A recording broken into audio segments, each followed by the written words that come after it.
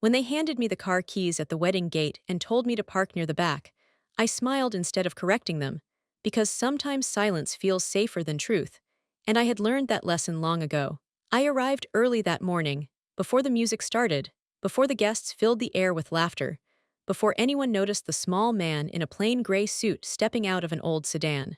The wedding hall was bright with white flowers and soft lights, and the smell of fresh food drifted from the kitchen.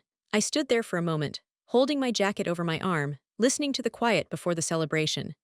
Weddings always made me think about life, about the long road people walked together, about promises spoken softly but meant to last forever. I had come for the groom, Daniel, a boy I had known since he was young, though most people here did not know my name. To them, I was just another helper, another extra body moving around the edges of an important day. A young man in a black vest waved at me and said, "Driver, you can leave the car there, we will call you if we need you." His voice was polite but quick, already turning away. I nodded and thanked him, even though my chest felt tight. I walked inside slowly, my shoes making small sounds on the marble floor. The hall was still being prepared. Chairs were lined in perfect rows. A long family table stood at the front, covered in white cloth. I looked at that table and remembered many dinners from my past, dinners where I sat quietly, listening more than speaking, learning how people show their true selves without words. I found a chair near the side wall and sat down. I folded my hands and waited. As time passed, the hall filled with people dressed in bright colors and expensive clothes. Laughter grew louder. Glasses clinked. I heard whispers and comments float by. The groom's family is very successful. This wedding must have cost a fortune. Look at that decoration. No one looked at me for more than a second. Some guests placed their coats on the back of my chair by mistake, thinking I worked there. I gently handed the coats back with a smile. Inside, I felt that old familiar feeling, the one that comes when you realize you are invisible. It was not anger, it was not shame, it was something quieter. Acceptance, maybe, or patience. I had lived many years carrying that feeling, and it had taught me how to stay calm when others spoke too loudly. I watched Daniel from afar as he moved around greeting relatives. He looked nervous and happy, his hands shaking slightly as he laughed. Seeing him like that filled my heart with warmth. I remembered the first time I met him, years ago, when he was just starting out, unsure of himself, carrying more dreams than money. I remembered long talks over simple meals, conversations about ideas, risks, and trust. Those memories stayed with me as the ceremony began. Music played softly. The bride walked in and everyone stood. I stood too, quietly, blending into the crowd. During the vows, I listened closely. Their words were simple and honest. I felt a gentle tear form, not from sadness but from recognition. Life is fragile, I thought. Love is fragile. And respect is often given based on what people think you have, not who you are. After the ceremony, guests moved toward the dining area. I followed the flow and stood near the side again, unsure where I belonged. A woman in a shiny dress approached me and asked if I could bring her a glass of water. I nodded and went to the table, brought it back, and she thanked me without looking up. I returned to my spot. Then another man asked me to move his chair. I did. Each small request added weight to my silence, but I carried it calmly. I reminded myself why I was there. I was there for Daniel. I was there to see him begin a new chapter. As the food was served, I realized there was no place set for me at any table. I stood near the wall again, hands clasped, listening to speeches I could barely hear. One speaker praised the groom's family for their support.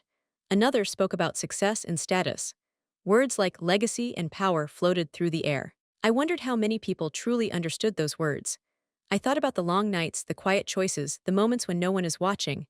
Those are the moments that shape a life, not the loud applause. I felt a gentle buzz in my pocket, a message from Daniel, short and simple, "Please stay close." I smiled softly. He remembered. That was enough for now. As the evening moved on, the hall grew warmer, louder, music played, people danced.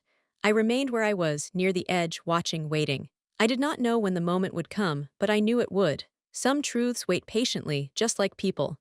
And as I stood there, treated like a driver at a wedding, I reminded myself of a promise I had made long ago. Never let how others see you decide how you see yourself. This was only the beginning. As the evening deepened and the lights softened, I found myself thinking less about how I was being treated and more about how I had arrived at this quiet corner of the room. Because life rarely brings us to moments like this by accident. I remembered the first time Daniel walked into my small office years ago, rain dripping from his jacket, eyes full of worry and hope mixed together. He had been introduced to me by a mutual friend who said, "This young man has ideas, but no one believes in him yet." Daniel spoke slowly that day, choosing his words with care, explaining a business idea that was raw and imperfect but honest. I listened more than I spoke. When he finished, he looked down, waiting for rejection. Instead, I asked him one simple question. Are you willing to work quietly, even when no one is watching? He nodded without hesitation. That nod told me more than any presentation ever could. We started small, very small, a shared desk. Old computers, long hours, many failures. I never put my name on the door, I never asked for attention. I had learned early in life that real power does not need noise. Over time, Daniel grew. His confidence strengthened. His decisions became sharper. We built something steady, brick by brick, without showing it to the world. And now, years later, I stood at his wedding, unseen by most but deeply known by him. A soft piano tune played in the background, pulling me back to the present. I watched guests laugh as they ate, their plates full, their voices loud. At the main table, family members sat proudly, speaking about plans, investments, and future comfort. I noticed how often people glanced at clothes, watches, and phones, measuring each other without realizing it. A young boy ran past me and almost spilled a drink. I caught the glass just in time and handed it back to him. He looked up at me and smiled. That small smile felt honest. It reminded me that children still see people before roles. An older man nearby nodded at me and said, "You are very helpful." I thanked him. He did not ask my name. I did not offer it. As the speeches continued, the groom's uncle took the microphone and spoke about family pride and tradition, mentioned how important it was to marry into the right circles, to surround yourself with people of value. Each word landed gently but carried weight. I felt no anger, only a quiet understanding of how the world often works. Value to many is visible, loud, easy to measure. They rarely speak about trust, loyalty, or patience. My phone buzzed again. Another message from Daniel, "I will call you soon." I placed the phone back in my pocket and took a slow breath. My heart beat steadily, not fast. I knew this night was important for him, not for me. I was content to wait. As dessert was served, a woman approached me with a stack of empty plates and placed them in my hands without a word. I held them carefully and passed them to a server who looked confused but took them anyway. I returned to my spot. For a moment, I wondered if anyone would notice if I left. Probably not, I thought, but I stayed.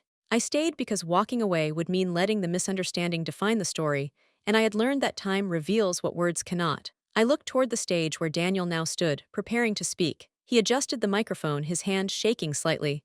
The room quieted. He began by thanking everyone for coming. His voice was calm, sincere. He spoke about love, about partnership, about the importance of people who stand by you when you have nothing to offer but effort. As he spoke, his eyes searched the room, moving past faces, past tables until they found me. For a brief second, our eyes met. In that moment, years of shared struggle passed between us without a single word. He smiled softly, almost to himself, and continued speaking. He talked about lessons learned the hard way, about mistakes that nearly ended everything, about someone who believed in him when it was not popular or impressive to do so. A quiet ripple moved through the room. People leaned forward slightly. Curiosity replaced distraction. I felt my chest tighten, not from fear but from the weight of memory. I remembered nights when we sat in silence, numbers spread across the table, wondering if we would survive another month. I remembered telling him, "Success is not about being seen. It is about being ready when you are finally noticed." The room was still now. Daniel paused, took a breath, and said there were people in his life who did not wear titles, who did not sit at the front, but who carried the foundation of everything he had built. I felt a gentle warmth spread through me like a quiet fire. I did not yet know what he would say next, but I knew something was shifting. The air felt different. He had not revealed anything yet, but the truth was moving closer, step by step, like dawn approaching after a long night. I stood there near the wall, plates cleared, hands empty, heart full, understanding once again that humility is not weakness, and patience often speaks louder than pride. And as Daniel continued, I realized that this wedding was not just about love between two people, but about recognition, timing, and the quiet strength it takes to let others underestimate you until the right moment arrives. The room felt unusually quiet now, the kind of quiet that happens when people sense something important is about to be said, and I stood very still, my hands resting loosely in front of me, as if any movement might disturb the moment. Daniel cleared his throat and smiled again, this time more openly, and he said that before the night ended, he wanted to honor someone who had shaped his journey in ways most people never saw. A few guests glanced around, trying to guess who he meant. Some looked toward the family table, others looked at well-dressed friends. No one looked toward the wall where I stood. Daniel spoke slowly, carefully, as if choosing each word with respect. He said this person never asked for praise, never pushed to be seen, and never took credit in public. He said that when the business was only an idea, this person offered trust instead of judgment. When money was tight, this person offered patience instead of pressure. I felt my throat tighten, and for a moment I looked down at the floor, grounding myself in the simple pattern of the tiles. I reminded myself to breathe. The guests listened closely now.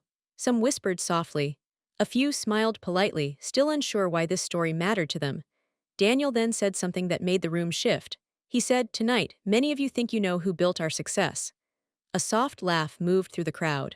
He continued, "But success is often built quietly by people who stand behind you, not in front of you." His eyes returned to me. This time he did not look away. He raised his hand slightly and said my name clearly and calmly, and for the first time that evening my name echoed through the hall. A ripple of surprise moved through the guests. Heads turned. Conversations stopped completely. I felt every eye move toward me as Daniel said, "Please come here." For a second my feet did not move. Not because I was afraid, but because I had grown used to staying still. Then I took one step forward, and another, walking slowly through the space between tables, past people who now looked at me with confusion and curiosity. I noticed the same woman who had asked me for water earlier staring at me, her mouth slightly open. I noticed the man who had called me helpful sitting straighter in his chair. As I reached the stage, Daniel stepped down and met me halfway. He placed his hand gently on my shoulder, a simple gesture filled with meaning. He turned back to the microphone and said, "This man is not my driver, he is not staff, he is my business partner." The words hung in the air, heavy and undeniable. A wave of murmurs swept through the room. Some people laughed nervously, others looked embarrassed. I saw realization flicker across faces, followed by something else, something quieter. Respect. Daniel continued, explaining that everything he had achieved, every deal, every growth step had been built with me beside him, guiding when needed, stepping back when not. He said that while others watched the results, I had watched the process. He thanked me for my trust, my silence, and my belief. I stood there, listening, my heart full but steady. I did not smile widely. I did not bow. I simply nodded, because this moment was not about proving anything. It was about truth finding its voice. Applause began slowly, uneven at first, then growing stronger as people stood. The sound filled the hall, but I focused on Daniel's face. He looked relieved, lighter, as if sharing this truth had lifted something from him. He handed me the microphone briefly, but I shook my head gently and said only a few words. I thanked him and wished him happiness in his marriage. That was all. I did not explain myself. I did not correct anyone. The room did not need more words. As we stepped back, people approached me cautiously, offering smiles, introductions, and apologies wrapped in polite phrases. I accepted them kindly, without holding on to the past few hours. I had learned that forgiveness is easier when you never expected understanding in the first place. I returned to my spot near the wall, though now several people offered me a seat at their tables. I chose to stand. From there, I watched the energy of the room change. Conversations sounded different. Laughter softened. People looked at one another with a little more care. The wedding continued, but something deeper had been revealed, not just about me, but about how easily we place people into boxes without knowing their story. Daniel joined his bride on the dance floor, and I watched them move together, hopeful and unsure, just like all beginnings. A server passed by and asked if I needed anything. I smiled and said no. I was content. The rain had started outside, tapping gently against the windows, adding a soft rhythm to the night. I felt no pride, no need to celebrate. Only a quiet gratitude for the path I had walked and the lessons it had taught me. Being mistaken for a driver had not diminished me. Being recognized had not elevated me. Both moments were simply reflections of how others see the world. And as the music played on, I understood once more that true success does not announce itself. It waits. It listens. And when it finally speaks, it does so with calm certainty, not to impress, but to remind everyone that value is often found where no one thinks to look. As the night slowly moved toward its end, the music softened and the guests began to gather their things. I remained where I was, watching the room empty little by little, like a tide pulling back from the shore. The energy was calmer now, less rushed, more honest. People spoke in lower voices. Laughter sounded warmer, not louder. A few guests who had ignored me earlier came over again, this time asking about my work, my journey, my story. I answered gently, without details, because some truths do not need full explanations to be understood. Daniel came to me once more before the night ended. He did not say much.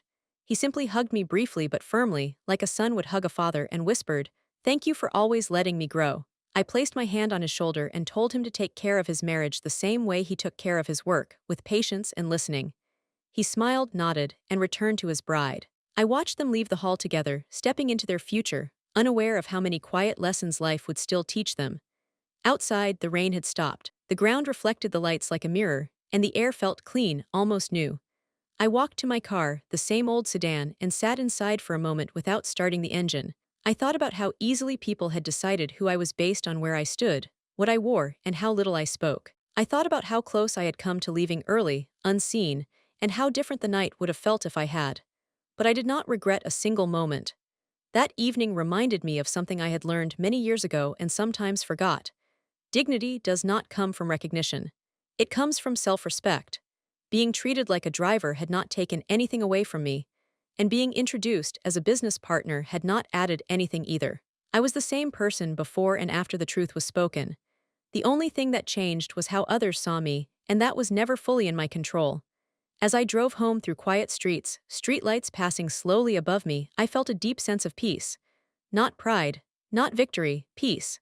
The kind that comes when you know your life has been lived honestly, even when misunderstood. I realized that many people spend their whole lives trying to be seen, trying to be praised, trying to sit at the front table. But some of the strongest lives are built in the background, away from noise, away from applause. Those lives do not look impressive at first glance, but they last. When I reached my home, I turned off the engine and sat in the silence for a while longer. Inside the house, everything was simple. No trophies. No photographs on the wall telling my story. Just quiet rooms and familiar air, and that was enough. That night I slept well, not because I had been recognized, but because I had been reminded of who I was. The next morning the world went on as usual. People hurried to work. Cars filled the roads.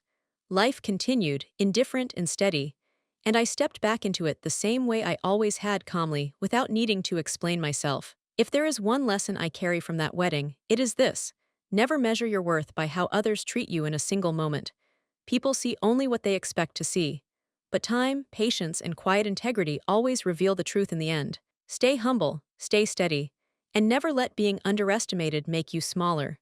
Sometimes, it is exactly what allows you to stand tallest, without ever needing to say a word.